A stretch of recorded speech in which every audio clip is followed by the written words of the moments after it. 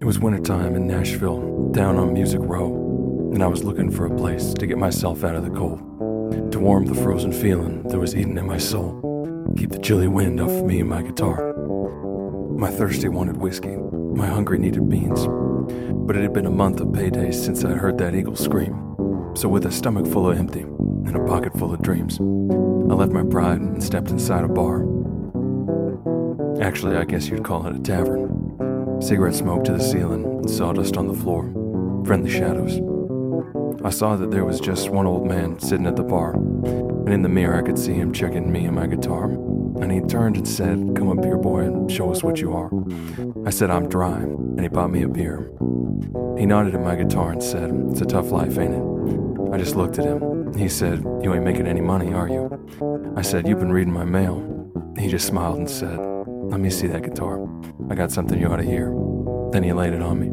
"If you waste your time on talking to the people who won't listen to the things that you are saying, who do you think's gonna hear? And if you should die explaining how the things that they complain about are things they could be changing, who do you think's gonna care?"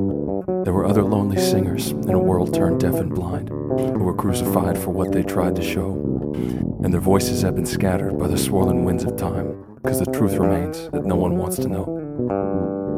Well, the old man was a stranger, but I'd heard his song before, back when failure had me locked out on the wrong side of the door, when no one stood behind me but my shadow on the floor, and lonesome was more than a state of mind.